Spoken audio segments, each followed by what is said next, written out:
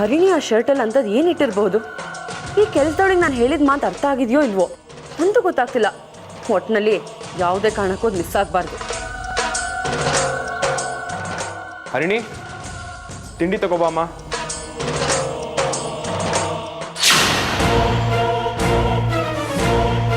ಮಾವ ಮೊದಲು ಹಾಕೊಂಡಿದ್ದ ಶರ್ಟ್ ಇದಲ್ಲ, ಹಾಗಾದ್ಮೇಲೆ ಆ ಶರ್ಟ್ನ ಏನಕ್ಕೆ ಚೇಂಜ್ ಮಾಡಿದ್ರು?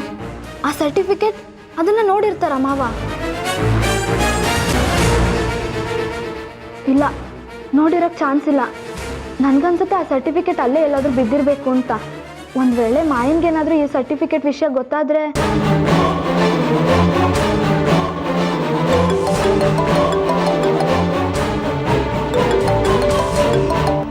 ಬಂದೆ ಸರ್, ಈಗಲೇ ಬಂದೆ. ಸರಿ ಸರ್.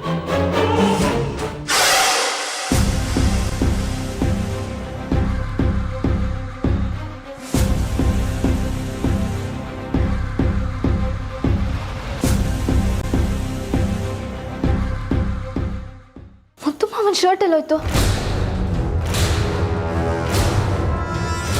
ಮುತ್ತು ಮಾವ ಹಾಕಿದ ಶರ್ಟ್ ಇದಲ್ಲ. ಎಲ್ಲಿ ಹೋಗಿರ್ಬೋದು? ಕಬೋರ್ಡಲ್ಲಿಲ್ಲ, ಹ್ಯಾಂಗರಲ್ಲಿಲ್ಲ, ಎಲ್ಲ ಹೋಗಿರ್ಬೋದು.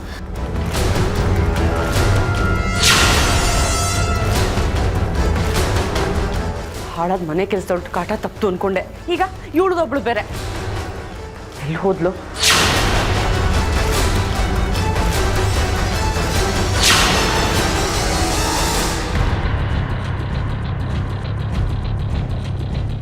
ಶೋ, ಆ ಕೆಲಸದೊಳಗೆ ಬೇರೆ ಶರ್ಟ್ನ ನೆನೆ ಹಾಕ್ಬೇಡ ಅಂತ ಹೇಳಿದ್ದೆ. ಅವಳದನ್ನ ಕೇಳಿಸ್ಕೊಂಡ್ಲು ಇಲ್ವೋ? ಬಾ,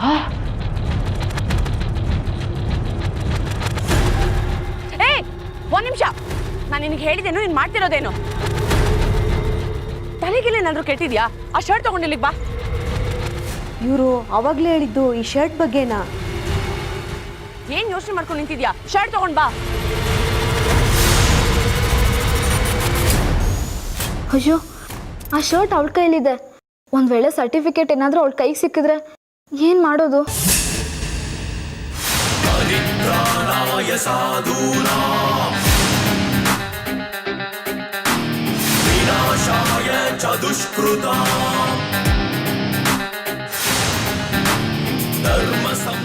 ಸರಿ, ಇದನ್ನ ತಗೊಂಡು ನೆನ್ಸು. ಸರ್ಟಿಫಿಕೇಟ್ನ ಅದೇ ಶರ್ಟ್ನಲ್ಲಿ ಇಟ್ಟಿದ್ನಲ್ಲ, ಮಾಯನ್ ಕೈಗೂ ಸಿಕ್ಕಿಲ್ಲ ಅಂತಂದ್ಮೇಲೆ ಎಲ್ಲಿ ಹೋಗಿರ್ಬೋದು?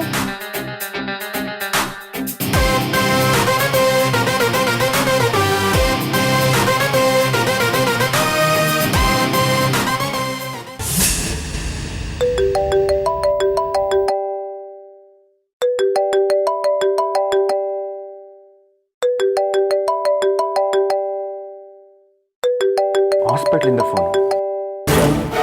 ಹಲೋ ಮುತ್ತು ಅವರೇ, ಅರ್ಜೆಂಟಾಗಿ ಹಾಸ್ಪಿಟ್ಲ್ ಹತ್ರ ಬರೋಕ್ಕಾಗತ್ತಾ? ಏನು ವಿಷಯ ಡಾಕ್ಟರ್?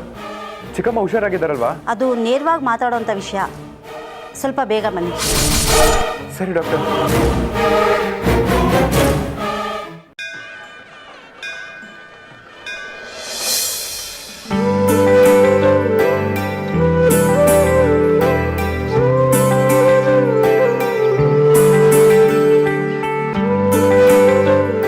ಸ್ವಾಮಿ, ಬೆಳ್ಳಿದ ಎಲ್ಲ ಕಷ್ಟ ನೋವುಗಳು ನಿಮಗೆ ಗೊತ್ತು.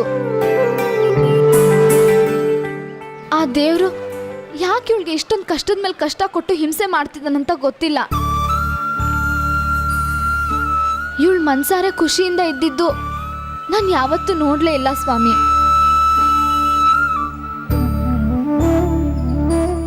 ಹೂವಿನ ಸುತ್ತ ಹೇಗೆ ಮುಳ್ಗಳಿರುತ್ತೋ ಹಾಗೆ ಇವಳ ಸುತ್ತ ಬರೀ ಶತ್ರುಗಳೇ ಇದ್ದಾರೆ. ಇವಳಿಗೆ ಬರೀ ಹಿಂಸೆ ಕೊಡ್ತಾರೆ ಹೊರತು ಯಾರು ಕೈ ಹಿಡಿದು ಸಹಾಯನೇ ಮಾಡಲ್ಲ ಸ್ವಾಮಿ. ಎಲ್ಲರೂ ಸುಖವಾಗಿರ್ಲಿ ಅಂತ ಬಯಸೋಳು ಇವಳಿಗೆ ಯಾಕೆಷ್ಟು ಅವಮಾನ? ಇವಳು ಮಾಡೋ ಎಲ್ಲ ಒಳ್ಳೆ ಕೆಲ್ಸಗಳಿಗೂ ಆ ಮಾಯಿನ ಹೆಸರು ಹೋಗುತ್ತೆ. ಆದ್ರೆ ಅವಳು ಕೆಟ್ಟ ಕೆಲಸ ಮಾಡಿದ್ರೆ ಎಲ್ಲ ಇವಳ ತಲೆ ಮೇಲೆ ಬರುತ್ತೆ. ಇವಳಿಗೆ ಅಂತ ಒಂದು ಒಳ್ಳೆ ಕಾಲ ಬರಬೇಕು. ಯಾಕೆ ಹೀಗೆಲ್ಲ ಆಗ್ತಿದೆ ಅಂತ ನೀವೇ ಹೇಳಬೇಕು ಸ್ವಾಮಿ.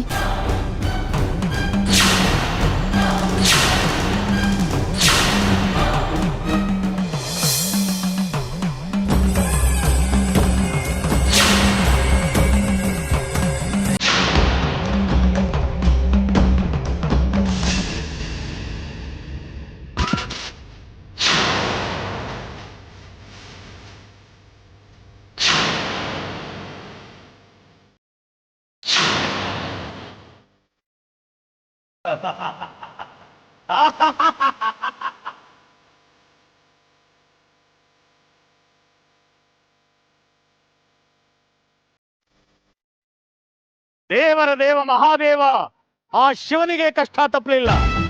ಇನ್ನೊಬ್ಬರಿಗೆ ಕಷ್ಟ ಆಗಬಾರ್ದು ಅಂತ ತಾನೇ ವಿಷವನ್ನು ನುಂಗಿ ವಿಷಕಂಠನಾದ. ಹಾಗೆ ಬೆಳ್ಳಿ,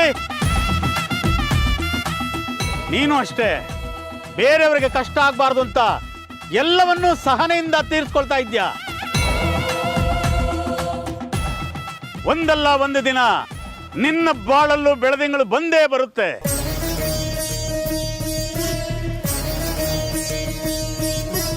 ನಿನ್ನ ಸುತ್ತ ಶತ್ರುಗಳೇ ತುಂಬಿದ್ದಾರೆ. ಆ ಶತ್ರುಗಳಿಂದ ನಿನ್ನನ್ನು ಕಾಪಾಡೋದಕ್ಕೆ ಇಷ್ಟು ದಿವಸ ಬಂದಿಯಾಗಿದ್ದ ಒಂದು ಮಹಾನ್ ಶಕ್ತಿ ಈಗ ಬಂದಿದೆ.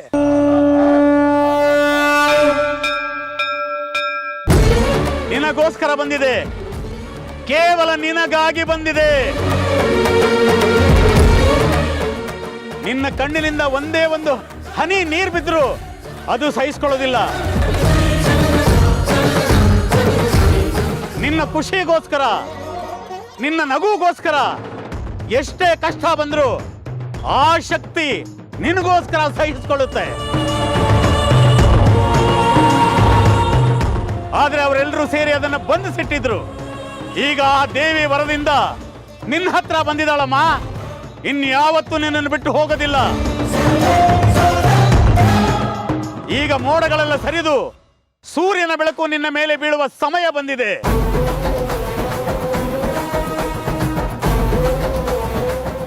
ನಿನ್ನ ಒಳ್ಳೆಯತನಕ್ಕೆ ಆ ಭಗವಂತ ನಿನಗೆ ಒಳ್ಳೆಯ ದಾರಿಯನ್ನೇ ತೋರಿಸುತ್ತಾನೆ.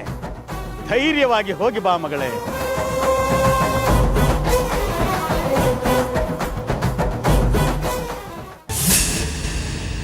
ಡಾಕ್ಟರ್, ಚಿಕ್ಕಮ್ಮಂಗೆ ಏನಾಯ್ತು? ಯಾಕೆ ಅರ್ಜೆಂಟಾಗಿ ಬರಕ್ಕೆ ಹೇಳಿದ್ರಿ? ಆಪರೇಷನ್ ಆಗಿದ್ದ ಜಾಗದಲ್ಲಿ ಸ್ವಲ್ಪ ಬ್ಲೀಡಿಂಗ್ ಆಗ್ತಿತ್ತು. ಈಗ ಅವ್ರಿಗೆ ಇಂಜೆಕ್ಷನ್ ಕೊಟ್ಟು ಅಬ್ಸರ್ವೇಷನಲ್ಲಿ ಇಟ್ಟಿದ್ದೀವಿ. ನೋಡೋಣ ಅವ್ರು ಅದಕ್ಕೆ ಹೇಗೆ ರೆಸ್ಪಾಂಡ್ ಮಾಡ್ತಾರೆ ಅಂತ. ಆಮೇಲೆ ಮುಂದಿನ ಟ್ರೀಟ್ಮೆಂಟ್ ಬಗ್ಗೆ ಡಿಸೈಡ್ ಮಾಡ್ತೀನಿ. ಬೆಳ್ಳಿ ಸಾಕಷ್ಟು ಪೂಜೆ ಮಾಡಿದರು, ಆಗ ತಕ್ಕಮಟ್ಟಿಗೆ ಪರಿಸ್ಥಿತಿ ಸರಿಯಾಗಿತ್ತು. ಆದರೆ ಮತ್ತೆ ಈಗ ಪರೀಕ್ಷೆ ಶುರುವಾಗಿದೆ. ಅಯ್ಯೋ, ಈಗ ಏನು ಮಾಡೋದು ಡಾಕ್ಟರ್? ಇದಕ್ಕೇನು ಪರಿಹಾರ ಇಲ್ವಾ? ನಾವು ನಮ್ಮ ಕೆಲಸ ಮಾಡಿದ್ದೀವಿ, ಉಳಿದಿದ್ದೆಲ್ಲ ದೇವ್ರಿಗೆ ಬಿಟ್ಟಿದ್ದು. ಧೈರ್ಯವಾಗಿರಿ, ಎಲ್ಲ ಒಳ್ಳೇದಾಗತ್ತೆ. ಸರಿ ಡಾಕ್ಟರ್.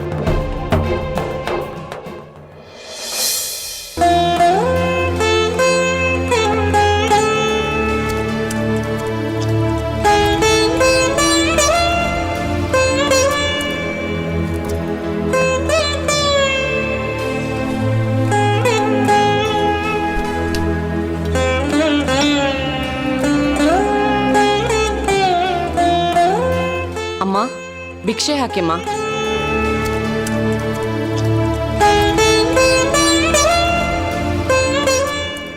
ಅಮ್ಮ, ಅಮ್ಮ ನಮಸ್ತೆ. ನಮ್ಮ ಅತ್ತೆ ಹಾಸ್ಪಿಟ್ಲಲ್ಲಿದ್ದಾರೆ. ಅವರು ಬೇಗ ಗುಣ ಆಗ್ಲಿ ಅಂತ ವ್ರತ ಮಾಡ್ತಿದ್ದೀನಿ. ಅಕ್ಕಿನ ಭಿಕ್ಷೆಯಾಗಿ ನೀಡಿ ಅವರು ಬೇಗ ಗುಣ ಆಗಕ್ಕೆ ಸಹಾಯ ಮಾಡಿಮ್ಮ. ನೀವು ಮಾಯಮ್ಮವ್ರಲ್ವಾ? ಹೌದಮ್ಮ. ಒಂದು ನಿಮಿಷ ಬಂದೇ ಇರಿ.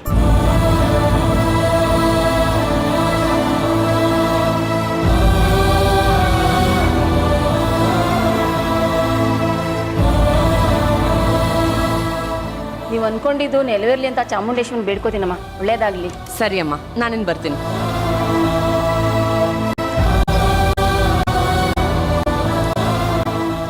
ಅಮ್ಮ, ಅಮ್ಮ, ಏನು? ಅಮ್ಮ ಭಿಕ್ಷೆ ನೀಡಿ ಅಮ್ಮ. ಒಂದು ನಿಮಿಷ ಇರಮ್ಮ.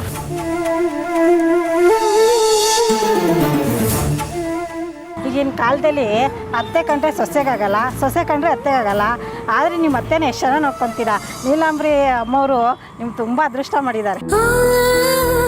ನಿನ್ನ ಮನಸ್ಸು ಹಾಲಿನ ಥರ ಕಣವ.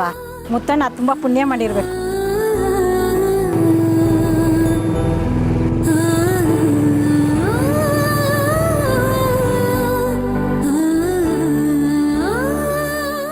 ಮಾಯಾ, ಮಾವ, ಅತ್ತೆ ಹೇಗಿದ್ದಾರೆ ಮಾವ? ಈಗಷ್ಟೇ ಹಾಸ್ಪಿಟ್ಲಿಂದ ಬರ್ತಾ ಇದ್ದೀನಿ. ಚಿಕ್ಕಮ್ಮನ ಸ್ಥಿತಿ ಕ್ರಿಟಿಕಲ್ ಅಂತ ಹೇಳಿದಾಗ ನನಗೆ ಆಕಾಶನೇ ತಲೆ ಮೇಲೆ ಬಿದ್ದಾಗಾಯ್ತು.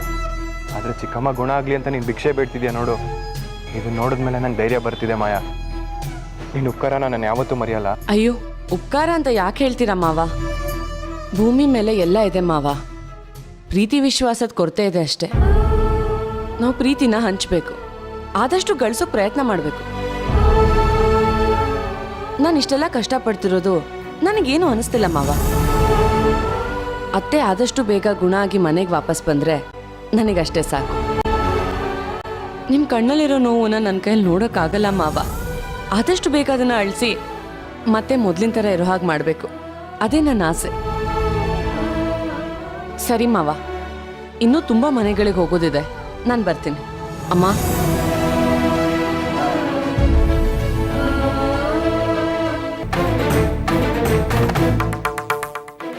ಅಕ್ಕ ಏನಾಯ್ತು? ಬಕೆಟ್ ಏನಾದರೂ ಭಾರ ಇದೆಯಾ? ಯಾಕೋ ತಲೆ ಸುದ್ದಂಗೆ ಆಗ್ತಾ ಇದೆಯಮ್ಮ. ನೀನು ತಪ್ಪು ತಿಳ್ಕೊಂಡಿಲ್ಲ ಅಂದರೆ ಈ ಕಸನ ಸ್ವಲ್ಪ ಹೊರಗೆ ಹಾಕಿ ಬರ್ತೀಯಾ? ಅಯ್ಯೋ ಅದಕ್ಕೇನಂತೆ ಅಕ್ಕ, ಕೊಡಿ ಹಾಕ್ತೀನಿ.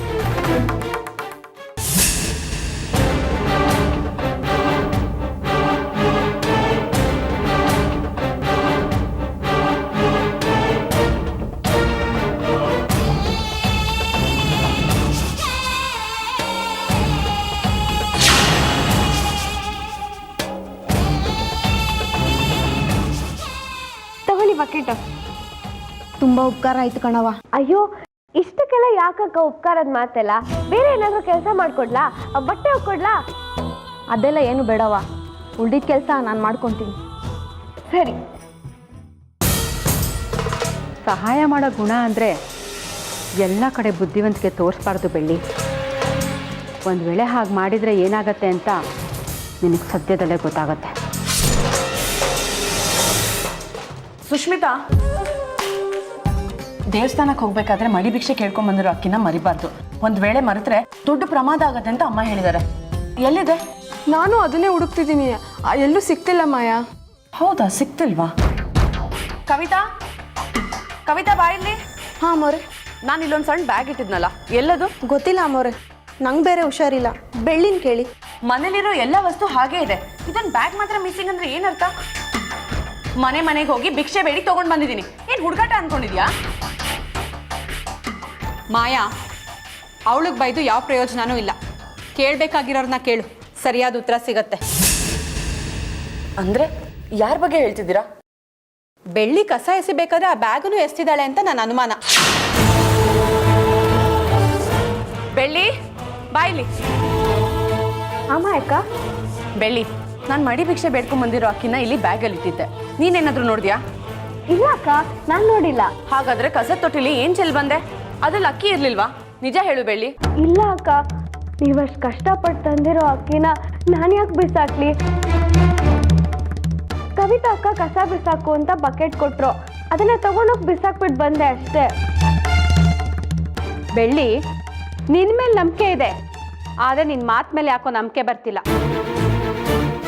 ನಾವೆಲ್ಲ ಸಕ್ಕರೆ ಅನ್ಕೊಂಡಿರೋ ನೀನು ಬರ್ತಾ ಬರ್ತಾ ಕಹಿ ಆಗ್ತಿದ್ಯಾ, ಅದಕ್ಕೆ ಅನುಮಾನ. ಅಷ್ಟೆಲ್ಲ ಟೆನ್ಷನ್ ಯಾಕದ್ಕೆ? ನೀವು ಬೆಳ್ಳಿನ ಕರ್ಕೊಂಡು ಹೋಗಿ ಅವಳೆಲ್ಲಿ ಕಸ ಬಿಸಾಕಿದಾಳೆ ನೋಡ್ಕೊಂಬನ್ನಿ. ಅಲ್ಲಿ ಬ್ಯಾಗ್ ಇಲ್ಲ ಅಂದ್ರೆ ಓಕೆ, ಇಲ್ಲ ಅಂದ್ರೆ ಮುಂದೆ ಏನಾಗುತ್ತೆ ಅದನ್ನ ಫೇಸ್ ಮಾಡೋಕೆ ರೆಡಿ ಆಗು ಬೆಳ್ಳಿ. ಯಾಕೆ ಅವಳನ್ನ ಹಾಗೆ ನೋಡ್ತಿದ್ಯಾ? ಅವಳ ಮುಖದಲ್ಲಿ ಏನು ತೇರು ಕುಣಿತಾ ಇದೆಯಾ? ನಡಿ ನಡಿಯೇ, ಬಾರೆ. ನೀನೇನ್ ಮಾಡಿದ್ಯಾ ಅಂತ ಇವಾಗ ಗೊತ್ತಾಗತ್ತೆ. ಬಾ, ಇಲ್ಲೇನ ಎಸ್ತಿದ್ದು? ಒಂದೊಳ್ಳೆ ಕರ್ಮ ಕಣೆ, ಕಬ್ಬು ನಾತ ಹೊಡಿತಾ ಇದೆ. ಅಕ್ಕ ನಾನು ಏನು ಎಸ್ತಿಲ್ಲ, ನೀವು ಸುಮ್ಮನೆ ನನ್ನ ಮೇಲೆ ಅನುಮಾನ ಪಡ್ತಿದ್ದೀರಾ. ಅನುಮಾನನ ಅವಮಾನನ ಈಗ ಸ್ವಲ್ಪ ಹೊತ್ತಲ್ಲಿ ಗೊತ್ತಾಗತ್ತೆ. ಅಲ್ಲಿವರೆಗೂ ಬಾಯಿ ಮುಚ್ಕೊಂಡು ನಿಂತ್ಕೋ.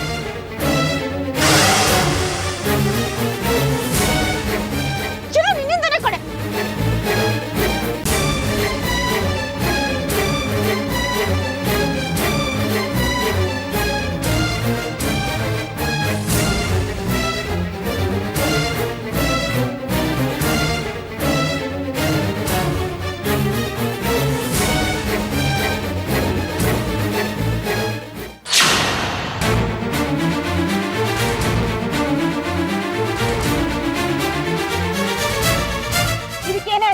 ನಾನು ಎಸ್ತಿಲ್ಲ ಅಂತ ವಾದ ಮಾಡ್ದೆ, ಈಗೇನ್ ಹೇಳ್ತೀಯಾ? ಅಕ್ಕ ನಾನು ಎಸ್ತಿದ್ದು ಬರೀ ಕಸ ಮಾತ್ರ. ಅಂದ್ರೆ ನೀನ್ ಎಸೆಯೋ ಕಸ ಎಲ್ಲ ಅಕ್ಕಿಯಾಗಿ ಬದಲಾವಣೆ ಆಗ್ಬಿಡುತ್ತೆ. ಓಹೋ, ಕಸದಿಂದ ಅಕ್ಕಿ, ಒಳ್ಳೆ ಸಾಧನೆ ಕಣೆ ನಿಂದು. ಅಕ್ಕ ನನ್ನ ಮಾತನ್ನ ನಂಬಿ ಅಕ್ಕ. ಜಾಸ್ತಿ ಮಾತಾಡ್ಬೇಡ. ಹಿಡ್ಕೊ ಇದನ್ನ, ಹಿಡ್ಕೊಳೆ. ನಡಿ ಮನೆಗೆ. ನಮ್ಮ ಹತ್ರನೇ ಸುಳ್ಳು ಹೇಳ್ತೀಯಾ? ಕೊಡಿಲಿ. ನೋಡು ಮಾಯಾ ಈ ಬ್ಯಾಗು. ಅಂದ್ರೆ ಈ ಬ್ಯಾಗ್ನ ಬೆಳ್ಳಿ ಇದನ್ನ ಈ ಅನಿಷ್ಟ ಅಲ್ಲ ಅಲ್ಲ ಅಲ್ಲ ಅಲ್ಲ ದೈವಶಕ್ತಿ ಇರೋ ಬೆಳ್ಳಿ ಅಮ್ಮನವರು ಕಸಕ್ ಬಿಸಾಕಿದ್ರು. ನಾನು ಹುಡುಕಿ ತಗೊಂಡ್ ಬಂದೆ. ನಿನ್ಗೊಂದು ವಿಷಯ ಗೊತ್ತಾ ಮಾಯಾ? ಬೆಳ್ಳಿ ಅಮ್ಮನವರು ಕಸ ಅಂತ ಬಿಸಾಕಿದ್ದು, ಆದ್ರೆ ಅದು ಅಕ್ಕಿಯಾಗಿ ಬದಲಾವಣೆ ಆಗ್ಬಿಟ್ಟಿದೆ. ಪಾಪ ಅವ್ರಿಗೆ ನಂಬಕ್ಕಾಗ್ತಿಲ್ಲ. ನಿಜವಾಗ್ಲೂ ಬೆಳ್ಳಿ ಅಮ್ಮನವ್ರಿಂತ ಪವಾಡ ಎಲ್ಲ ಮಾಡ್ತಾಳಾ? ಅಯ್ಯೋ ತಪ್ಪಾಯ್ತು. ಮಾಡ್ತಾರಾ? ಬೆಳ್ಳಿ ಅಮ್ಮ ನಂಗೆ ಆಶೀರ್ವಾದ ಮಾಡಮ್ಮ. ನಿಮ್ಮ ಆಶೀರ್ವಾದ ನನಗೆ ಬೇಕು. ಆಶೀರ್ವಾದ ಮಾಡಮ್ಮ. ಬೆಳ್ಳಿ, ನಿಜ ಹೇಳು ಬೆಳ್ಳಿ, ನಾನು ಈ ವ್ರತ ಮಾಡ್ತಿರೋದು ನಿನಗೆ ಇಷ್ಟ ಇಲ್ವಾ? ಹೇಳು ಬೆಳ್ಳಿ. ಅಯ್ಯೋ ಇಲ್ಲ ಅಕ್ಕ, ನನ್ನ ಮೇಲೆ ಆಣೆಗೂ ನಾನು ಅದನ್ನ ಕಸಕ್ಕೆ ಎಸ್ದಿಲ್ಲ. ನಾನು ಎಷ್ಟು ಹೇಳಿದ್ರು ನನ್ನ ಮಾತನ್ನ ಯಾರು ನಂಬಲ್ಲ. ನನ್ನ ತಪ್ಪು ಮಾಡಿಲ್ಲ ಅಂದ್ರೂ ಯಾಕೆ ನನಗೆ ಇಷ್ಟೊಂದು ಚಿತ್ರ ಹಿಂಸೆ ಕೊಡ್ತೀರಾ? ವಿಷ ಇರೋ ಹಾವನಾರು ನಂಬೋದು, ಆದ್ರೆ ನಿನ್ನ ನಂಬಕ್ಕಾಗಲ್ಲ. ಮೈ ತುಂಬಾ ಬರೀ ವಿಷನೇ ತುಂಬಿಕೊಂಡಿದ್ಯಲ್ಲೇ.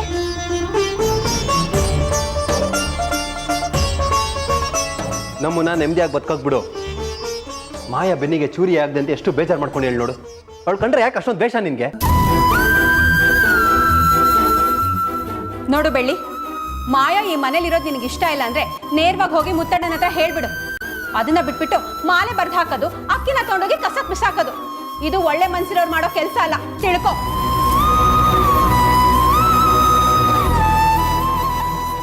ಮಾಯಾ ಜೊತೆಗೆ ಇದ್ದು ಅವಳಿಗೆ ಗುಂಡಿ ತೋರ್ಸಿಯಲ್ಲ, ಆ ದೇವ್ರು ನಿನ್ನ ಕಾಪಾಡ್ತಾನೆ ಅಂದ್ಕೊಂಡಿದ್ಯಾ? ಖಂಡಿತ ಇಲ್ಲ. ನಿನ್ನ ಕುಟುಂಬನೇ ಸರ್ವನಾಶ ಮಾಡ್ಬಿಡ್ತಾನೆ. ಈಗಾಗ್ಲೇ ಎಲ್ಲರೂ ಸರ್ವನಾಶ ಆಗೋಗಿದ್ದಾರೆ, ಇನ್ನೇನಾಗತ್ತೆ ಅಂತ ಧೈರ್ಯನಾ? ನೀನು ಎಲ್ಲಾದ್ರೂ ಹಾಳಾಗಿ ಹೋಗು, ಆಗ್ಲಾರು ನಾವು ಸ್ವಲ್ಪ ನೆಮ್ಮದಿಯಾಗಿರ್ತೀವಿ. ಅದಕ್ಕೆ ಅವಳಿಗೇನು ಹೇಳ್ಬೇಡಿ. ಅವಳಿಗೆ ನಾನು ಕಷ್ಟಪಡೋದೇ ಇಷ್ಟ ಅನ್ಸುತ್ತೆ, ಅದಕ್ಕೆ ಈ ರೀತಿ ಹಿಂಸೆ ಕೊಡ್ತಿದ್ದಾಳೆ. ಬೆಳ್ಳಿ, ನಿನಗೆ ನನ್ನ ಮೇಲೆ ಪ್ರೀತಿ ಇದೆ ಅಂತ ಅನ್ಕೊಂಡಿದ್ದೆ, ಆದ್ರೆ ಇಷ್ಟೊಂದು ದ್ವೇಷ ಇದೆ ಅಂತ ನನಗೆ ಇವತ್ತೇ ಗೊತ್ತಾಗಿತ್ತು.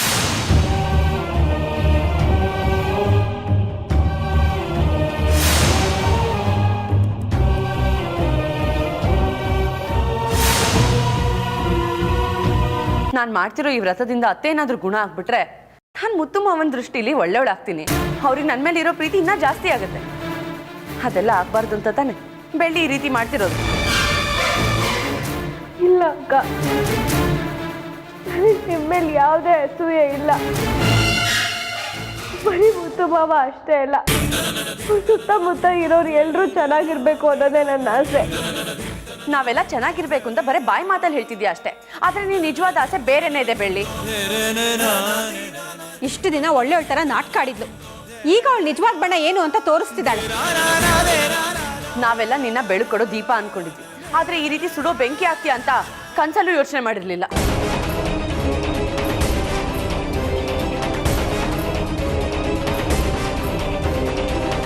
ಹಿಂದೆಯಿಂದ ಚೂರಿ ಹಾಕ್ಬೇಡ ಬೆಳ್ಳಿ. ನಿನಗೆ ನನಗೆ ಕಷ್ಟ ಕೊಡ್ಬೇಕು ಅಂತ ಅನ್ಸಿದ್ರೆ ಹೇಳು, ನೇರವಾಗಿ ಚೂರಿ ಹಾಕಿಸ್ಕೊತೀನಿ.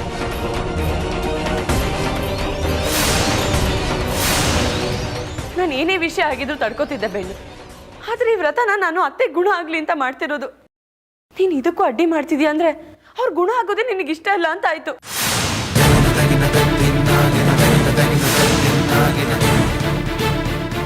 ಇಷ್ಟೊಂದು ಕ್ರೂರಿ ಆಗೋದು ಒಳ್ಳೇದಲ್ಲ ಬೆಳ್ಳಿ. ಅವ್ರು ನಿನಗೆ ಬರೀ ಅತ್ತೆ ಆಗಿರ್ಬೋದು, ಆದ್ರೆ ಮುತ್ತು ಮಾವಂಗೆ ಅವರೇ ದೇವ್ರು. ನೀನ್ ಈ ರೀತಿ ನಡ್ಕೊಂಡ್ರೆ ಇಂಡೈರೆಕ್ಟ್ ಆಗಿ ಹಿಂಸೆ ಪಡೋದು ಮುತ್ತು ಮಾವನೇ ಅಲ್ವಾ? ನಿನಗೆ ನಾನು ಈ ಮನೇಲಿ ಇರೋದು ಇಷ್ಟ ಇಲ್ಲ ಅಲ್ವಾ? ಸರಿ ಬೆಳ್ಳಿ, ನಾನು ಇವತ್ತೇ ಮುತ್ತು ಮಾವನ ಹತ್ರ ಮಾತಾಡಿ ಹೊರಟೋಗ್ತೀನಿ. ನೀನ್ ಸಂತೋಷವಾಗಿರು ಬೆಳ್ಳಿ. ಬೇಡ ಅಕ್ಕ, ನನ್ನಿಂದ ನೀವೆಲ್ಲರೂ ನೋವು ಪಡೋದು ನನಗೆ ಇಷ್ಟ ಇಲ್ಲ.